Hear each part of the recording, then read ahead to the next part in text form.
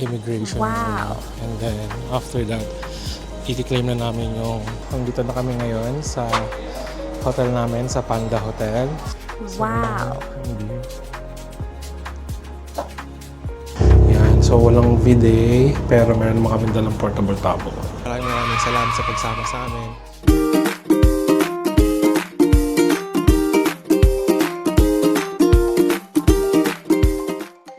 Hello guys! Welcome back to our channel. For today's video, pupunta kami ngayon sa Hong Kong. Wow! Ayan si Dimitra. Baby, say hi! Say hi to the camera. Hi! So ngayon nandito na kami ngayon sa Naiya. Sa boarding gate na kami. Nagantay na kami ng boarding namin. Tignan natin kung makikita. Ayan. Oh, malayo kami. Nasa bandang likod kasi kami. So ayan, so babalik kami ngayon sa Hong Kong. So any minute mag-start na mag-boarding. So ito si Dimitra, takbo ng takbo. So yan, babalik kami ng Hong Kong, and ang main reason kung bakit kami babalik ng Hong Kong is babalik kami din sa Disneyland para syempre sa Dimitra para sa Bachi. Kasi last year nagpunta rin kami February din, and sobrang nag-enjoy si Dimitra.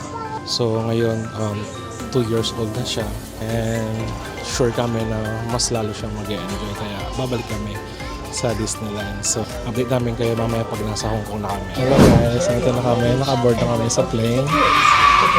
So ayan pa si Bachi, medyo maraming energy kasi nakatulog siya kanina. So ayan na siya ngayon. So update kami kayo mamaya pag dating na kami ng Hong Kong. Touchdown na kami ngayon, dito na kami ngayon sa Hong Kong. Kita niyo ba? So ngayon pupunta kami ngayon sa immigration muna, and then after that i-claim na namin yung baggage namin. Follow the signs lang until makarating dun sa immigration. Guys, welcome to Hong Kong. Puro follow the signs lang. So meron naman dito ang toilet, kita ba? Yan. So ngayon na-claim na namin yung aming baggage. So dito kami lumabas sa sa number 10. Diyan namin kinelaim yung aming baggage. Pagkuha naman kami ng cash, mag-withdraw kami dito sa Bank of China. So ito rin yung pinag-withdraw namin nung nagpunta kami sa Taiwan. So let's see. So gamit namin ngayon is GoTime. Pero pwede rin yung GCash. Usually kasi last time na nagpunta kami, walang bayad walang fee, I mean. So insert lang yung card. So processing, English. So enter lang ang PIN. Baliktad. Ayan. And then savings account, withdrawal. Okay.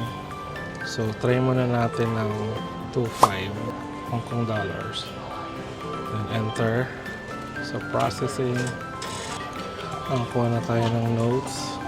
2.5. And card and the cash. Okay. So meron tayong 2.5. Oh, wow! So ngayon tayo na lang natin sila, mami. Nasa na sila. So okay lang natin sila. Ayan. So after na may makapag-withdraw, meron ditong refilling station ng water. So usually naman sa buong airport ng Hong Kong may mga ganyan. Just in case meron kayong dadalang tumbler or bottle na pinaglagyan ng mineral water nyo, pwede kayo mag-refill dyan. Libre naman yan. Tapos ngayon, after nyan, mag-exit tayo sa Hall A. Yan. And then meron kaming binook na transfer since may kasama kasi kaming baby at senior. So mas minabuti namin na mag-book na lang ng transfer, airport transfer. So, pipick upin kami dito sa airport, and then ihahatid kami hanggang dun sa hotel na namin. So antay lang natin si tatay, nag-refill lang ng water. And then dito sa Hall A, dyan kami mag-exit. Kukuha muna kami ng octopus card. So ayun yung ginagamit sa transportation, pwede rin pambayad sa mga convenience store, sa ibang mga restaurants. So ayan, so dito sa Hall A mag-exit. So medyo maaga yung lapag ng plane namin. So marami kaming time na mag-vlog. Nakalagpas na kami doon sa nothing to declare. So follow the signs lang. So mayroong arrival hall, mayroong transport. Doon tayo sa arrival hall. Dire-diretso lang. Meron ding currency exchange kung gusto nyo magpapalit dito ng pera. Kung meron ka ibang currency, pwede naman. So ayan, dito na tayo ngayon sa arrival hall. So nag-book kami ng octopus card sa Klook para less hassle na lang din. Wow! Dahil kasi Chinese New Year, meron sila ditong pa-display. Before, wala naman yan. So ngayon, meron silang mga display, mga parang dragons. Yeah. Yan, may mga display sila. So for now, yeah, pupunta lang sila doon. Check lang nila, ayun si Bachi. So dito, nakikita nyo naman yung MTR. So dito nyo i-claim, papakita nyo lang yung here. Yan, na MTR. Dito nyo i-claim yung inyong octopus card. So medyo mapapila, wait lang natin. Ayan, makiklaim na tayo ng octopus card. Meron kaming QR. Hi! For? A1 free panda. Sorry? A1 free panda. A1? A1 free. Okay. Thank you. Dito daw sa kabilang side. Pwede tayo mag-claim. Yeah. Oo nga pala. Before kasi, dito kami bumili kasi di kami nag-book sa Klook. Dito nga pala i-claim yung octopus card namin. Sorry. Meron dito. Yan. Here. Sa OBS. So, nagkamali pala ako guys. Sorry. So, paglabas namin dyan sa Hall A, dito lang yan. Agad makikita itong mga to. Kung meron din kayong mag-grant kayo ng packet wifi, ng SIM, and then dito nga sa Octopus card, pwede rin kayong mag-claim dito. Ayan. Nagkamali lang ako. So, before dito din, may part dyan. Dyan din kami nag-claim dati. Pero sobrang tagal na. Pero this time, here, na kami mag-claim. Additional info pala guys, so para mabilis or smooth yung transaction nyo. So kung makiklaim na kayo ng inyong Octopus card dito sa OBS, make sure naka-ready na yung inyong QR code at yung inyong passport para mabilis yung transaction. So i-scan lang natin yung code. Thank you! So guys, ito na. Kuha na natin yung ating Octopus card. Pakita ko sa inyo yung itsura ng ating Octopus card. Ayan, nakikita ba? Ayan.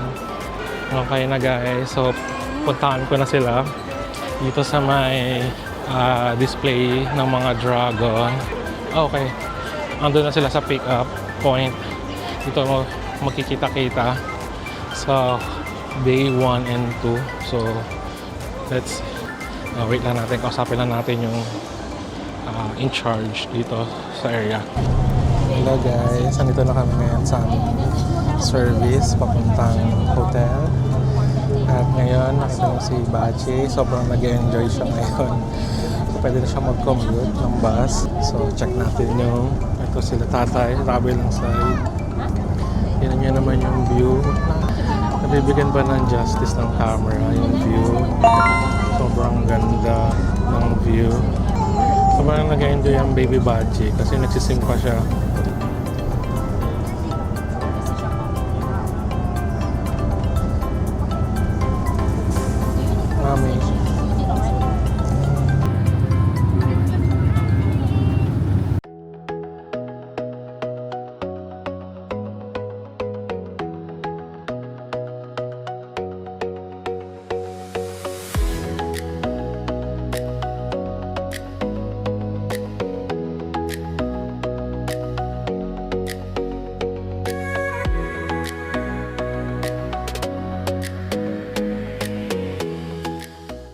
guys, so nandito na kami ngayon sa hotel namin, sa Panda Hotel. So, time check, it's currently 12:07 p.m. So, maaga pa para sa check-in. Ang check-in is 3 p.m.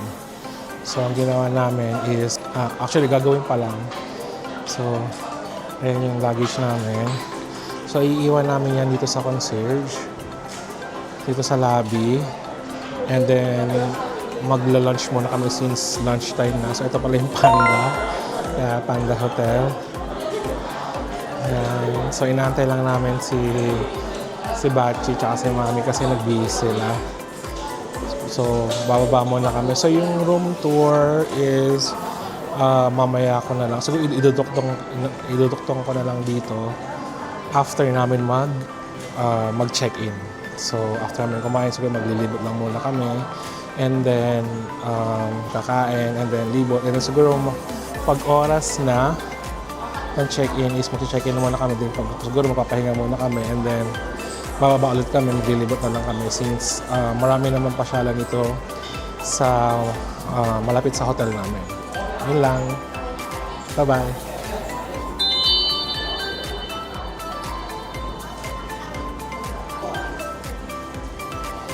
Yan, ito yung mga pandas. So, dito yung lobby. Diyan kami nag-check-in kanina. So, binigyan lang kami ng maliit na card. So, nandun yung details ng room namin. So, ipapakita namin mamaya once mag-check-in kami. At ipapakita rin namin doon sa dulo yung card. And then, iiwan namin itong mga luggage namin. Then, babalikan na lang namin pag mag-check-in kami. Tignan natin yung place dito. So, ito yung lobby. Nakita ko. So, ito yung mga luggage na iniwan na kanina. Yung mga nag-check-in na. Pero since wala pang 3 p.m., so, dyan muna na nilagay. So, ito. So, mayroon display since Chinese New Year. So, mayroong display sila. Okay. And then, here sa concierge. Yan, concierge. Diyan diyan namin papakita yung aming card para iwan yung luggage. So, ito yung mga luggage. Okay. So, dito is yung mga mag-check-in pa lang. Ito mga nandito kaninang marami. Yung mga marami na yan. Yan naman yung mga nag-check-out na. Pero, mamaya pa siguro yung flight nila. So, katulad din namin sa last day namin. So, gabi yung flight namin. So, yung pinaka-last day namin, maaga kami mag-check out. Iiwan na namin luggage namin dyan. And then, babalikan na lang once pupunta na kami ng airport. So, ayan. So, ito yung lobby. Hello, guys. Nakapag-check-in na rin kami. So, nakapapunta sa aming room. So, quick room tour tayo.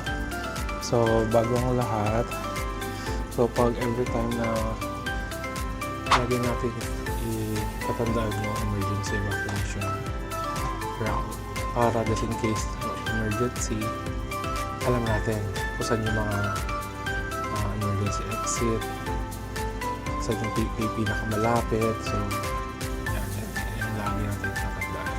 So, ito yung pinaka main door.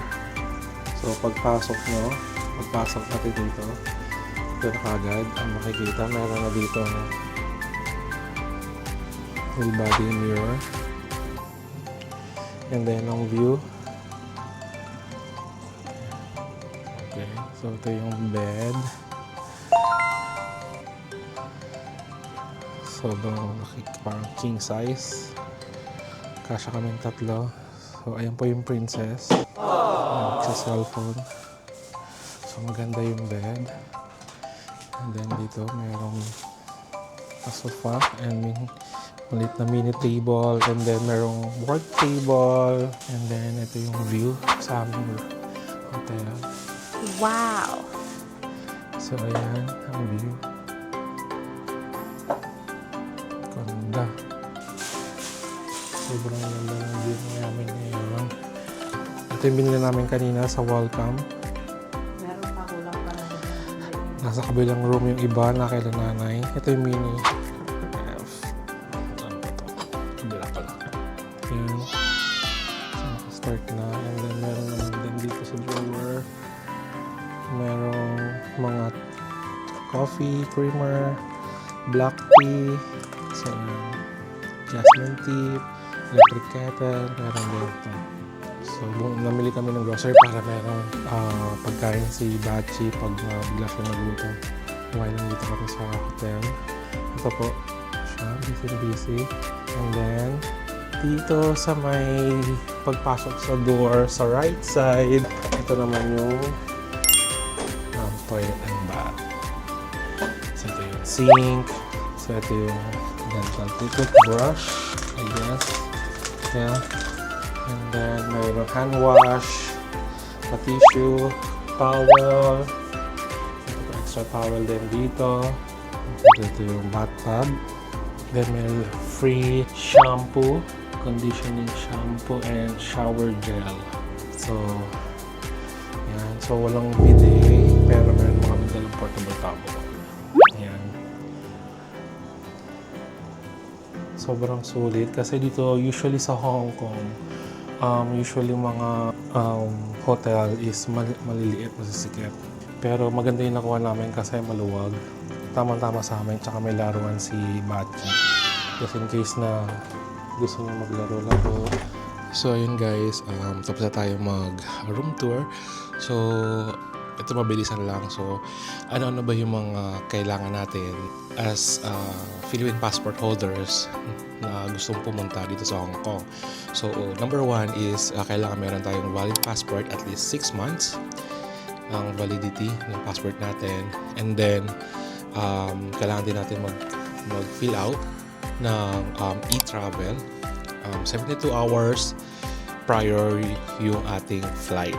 So wala namang mga parang arrival card na kailangan dito. So, and free visa naman tayo dito at up to 14 days. So, ayun ang may mga requirements or yung pinaka main requirements para makapunta dito sa Hong Kong. And then, regarding naman sa immigration, isa lang yung tinanong sa amin ng immigration officer para kami ni Mami kung saan kami nagtatrabaho. So, sinabi lang namin kung saan kami nagtatrabaho. Sa akin, ganun, isa lang. Saan ako nagtatrabaho. Tapos, kay Mami pala, ang narinig ko is saan siya nagtatrabaho, tsaka kailan yung balik. Pinipicturean lang, and then tinatakan yung, yung passport. Tapos, mag-proceed na kami. So, hindi ko lang natanong si nanay tsaka si tatay kung ano yung tinanong sa kanila ng immigration. So, nakalimutan ko. So, siguro, mamaya tatanungin ko sa kanila. And then, kung umabot kayo dito sa part na to, at kung hindi pa kayo nakasubscribe sa channel namin, please click nyo yung subscribe button. Malaking tulong na yun sa amin. At pwede nyo rin kami i-follow sa aming mga social media accounts sa Facebook, Bachi TV, and sa TikTok, Bachi TV din. And sa Instagram, Bachi TV din. So yun lang guys. Maraming salamat sa pagsama sa amin. At see you sa next vlog. Bye-bye!